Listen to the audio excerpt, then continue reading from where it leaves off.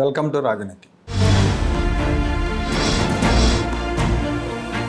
జగన్మోహన్ రెడ్డి ముఖ్యమంత్రిగా ఉన్నప్పుడు 2018లో జరిగిన ఏపీపీఎస్సీ గ్రూప్ 1 పరీక్షల్లో అవకతవకలు జరిగినాయని పెద్ద ఎత్తున ఆరోపణలు వచ్చినాయి.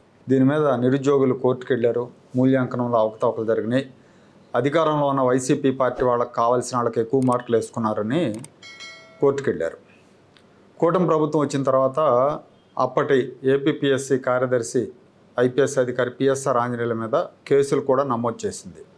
ఈ వ్యవహారంలో అవకతవకలకు పాల్పడ్డాడని. దీని మీద విచారణ కూడా జరుగుతూ ఉంది.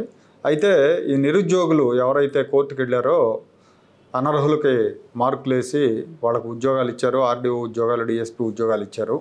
దీని మీద విచారణ జరపాలని కోర్టుకు వెళ్ళారో కోర్టు విచారణ జరిపింది. సింగిల్ జడ్జి 2024 మార్చిలో ఈ పరీక్ష రద్దు చేసి మళ్ళీ పరీక్షలు నిర్వహించాలని ఆదేశాలు జారీ చేశారు. దీంతో నిరుద్యోగులు పండగ చేసుకున్నారు. అయితే అప్పటికే ఉద్యోగాలకు ఎంపికైన అభ్యర్థులు ఉంటారు కదా, వాళ్ళు డివిజన్ బెంచ్లో అప్పీల్ చేశారు. డివిజన్ బెంచ్లో అప్పీల్ చేసిన వెంటనే డివిజన్ బెంచ్ ఏం చేసిందంటే కింద కోర్టు ఇచ్చిన తీర్పు మీద స్టే ఇచ్చేసింది. దాంతో వాళ్ళ ఉద్యోగాలన్నీ సేఫ్ అయిపోయినాయి. స్టే ఇచ్చిన తర్వాత విచారణ మొదలుపెట్టడానికి ఏడాది సమయం పట్టింది. విచారణ సాగుతూ ఉంది. ఈ సాగటానికి కారణం ఏంటంటే ఏపీపీఎస్సీ తరపున వాదిస్తున్న న్యాయవాదులు పదే పదే వాయిదాలు కోరుతున్నారు. ఇంకోవైపు ఏమో ఈ ఉద్యోగాల్లో చేరిన వాళ్ళకి పోస్టింగ్లు వచ్చినాయి, వాళ్ళ ఉద్యోగాలు చేసుకుంటున్నారు. మన జూలై 14వ తారీఖున వాయిదా వచ్చింది. ఈ వాయిదాకు అడ్వకేట్ జనరల్ గారికి ఆరోగ్యం బాగలేదు, ఇంకో వాయిదా ఇవ్వండి అని లీగల్ కౌన్సిల్ వాళ్ళు అడిగారు. దానికి బెంచ్ మీద ఉన్న న్యాయమూర్తులు ఆగ్రహం వ్యక్తం చేశారు.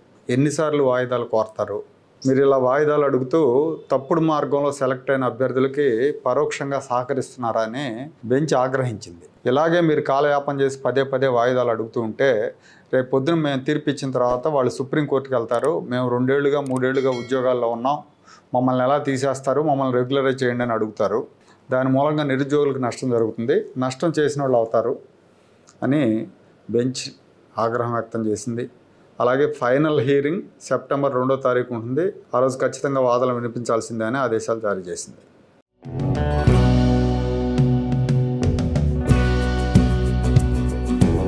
Like, share and subscribe to Rajaniti channel.